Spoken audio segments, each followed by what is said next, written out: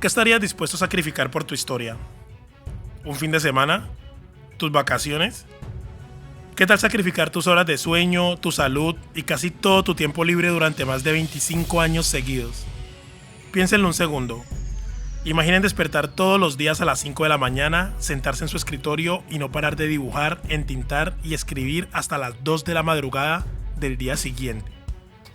Exacto. Dormir solo 3 malditas horas y repetir ese ciclo semana tras semana, década tras década. Hola pelados, soy Monkey Van y hoy no solo vamos a hablar de barcos y piratas. Hoy vamos a diseccionar la mente de un absoluto genio. Vamos a hablar de Eiichiro Oda, de su técnica de trabajo casi sobrehumana y sobre todo, de cuál es la disciplina técnica que se necesita para construir un mundo infinito sin que se te caiga a pedazos.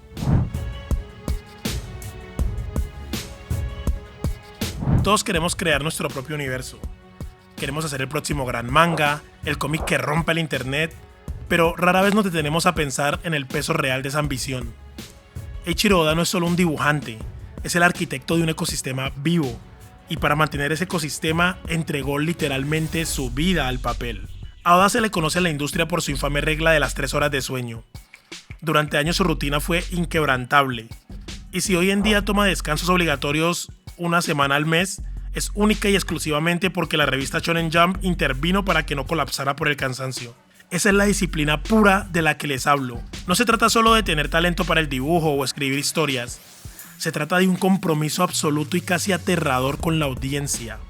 Oda prometió un viaje épico y lleva más de 2 décadas negándose a entregar un capítulo que no esté a la altura de esa promesa monumental. Pero ¿cómo traduces esa disciplina a la hoja en blanco sin que la trama se vuelva un desastre? Porque trabajar mucho no siempre significa trabajar de forma estructurada. Y aquí es donde entramos a la clase magistral técnica de este hombre. Si estás escribiendo un manga o un webcómic ahora mismo, sabes lo difícil que es manejar a 3 o 4 personajes principales para que todos tengan su momento de brillar y se sientan útiles. Bien, One Piece tiene más de 1000 personajes con nombre, y lo asombroso no es la cantidad. Lo verdaderamente aterrador es que los lectores recuerdan a la gran mayoría de ellos. ¿Cómo lo logra? Oda utiliza 3 anclas de diseño narrativo para cada personaje que introduce al tablero. La primera es la regla estricta de la silueta. Si pintas a cualquier personaje de One Piece completamente de negro, lo vas a reconocer al instante. Ninguno tiene el mismo peinado genérico, la misma postura o la misma complexión corporal. Cada diseño es drásticamente distinto, desde un gigante hasta un tipo con forma de esfera. La segunda ancla es la exageración de los rasgos y la identidad sonora, desde una risa específica e inconfundible como el sí ja ja ja ja ja de Barba Negra, o el chorororororo de Caesar Clown, o el yo jo jo jo jo de Brook. Oda no tiene miedo de hacer que sus personajes se vean ridículos, feos o absolutamente extravagantes, porque sabe perfectamente que lo bizarro es lo que realmente se vuelve memorable.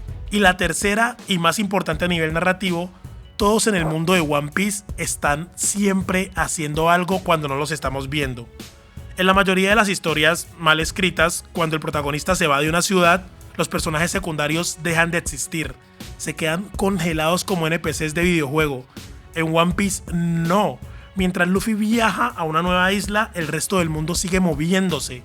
Buggy forma alianzas, el ejército revolucionario ataca, la marina cambia de almirantes. El mundo respira independientemente de la tripulación principal, y la herramienta maestra que usa Oda para mostrarnos esto son las famosas portadas de los capítulos. En lugar de hacer una ilustración genérica, él dibuja mini historias en las portadas donde nos va contando a retazos qué está haciendo un personaje secundario o los villanos derrotados mientras Luffy sigue su viaje. Esto es lo que te da verdadera ilusión de un mundo infinito. Ahora hablemos de la magia negra de Oda, la anticipación narrativa. Ese momento en el que lees un capítulo hoy y te explota la cabeza porque te das cuenta que se conecta a algo que estaba en una pequeña viñeta de un capítulo de hace 15 años. ¿Cómo puedes aplicar esto en tu propia historia sin enredarte en tu propio guión?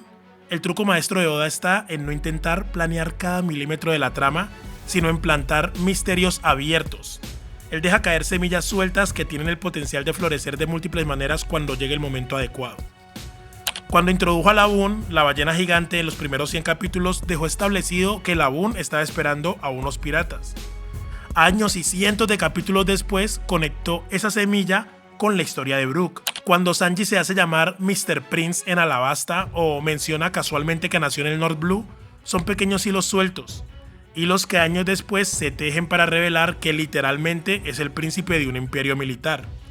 El concepto del haki, la voluntad de los D, las armas ancestrales, todas son ideas que se lanzaron al principio como conceptos difusos. El secreto de una buena anticipación narrativa es dejar intencionalmente espacios en blanco en el lore de tu mundo. No expliques todo en el primer capítulo con un cuadro de narrador gigante. Menciona nombres de piratas legendarios o reinos a los que los personajes aún no tienen el nivel para ir. Haz que los personajes más viejos hablen a medias, insinuando un pasado del que no quieren dar detalles. Y lo más crucial de todo, lleva un registro estricto en tus libretas de todas esas semillas que fuiste plantando. Así, cuando llegues a los arcos finales, podrás cosecharlas y hacer que el lector sienta que tú tenías la obra fríamente calculada desde el día 1. Construir un mundo masivo no significa dibujar un mapa gigante lleno de continentes vacíos, ¿verdad, Fairy Tail? Significa crear una estructura de reglas, geografía y poder que siempre puedan expandirse sin romper su propia lógica interna. En mi webcomic Coma he tratado de absorber de cerca esta filosofía de planificación. Obviamente el tono de mi historia es diferente, pero la técnica base es la misma. Plantar un misterio desde el inicio y esparcir pequeñas migas de pan narrativa para que ustedes las vayan descubriendo. Si quieren ver cómo aplico la anticipación narrativa y el manejo de la tensión, los invito a leer los capítulos de Coma, que ya están publicados en Webtoons, enlace en la descripción. Al final del día, Eiichiro Oda nos demuestra que el talento te puede dar un buen inicio, sí, pero solo la disciplina inquebrantable, la obsesión por los detalles y el amor profundo por tus propios personajes pueden sostener un mundo infinito durante décadas. Y ahora, pelados, quiero leerlos a ustedes en los comentarios. ¿Cuál es esa revelación, esa semilla narrativa de One Piece o cualquier otro manga que cuando se conectó los dejó con la boca completamente abierta? Los pillo en los comentarios. Y si disfrutaron este video y les sumó valor para empezar a escribir sus propias historias, revienten a like ese botón de ahí abajo, suscríbanse al canal para no perderse los próximos videos. Y bueno, eso es todo. Esto va con todo el amor del mundo de parte de Monkey Band.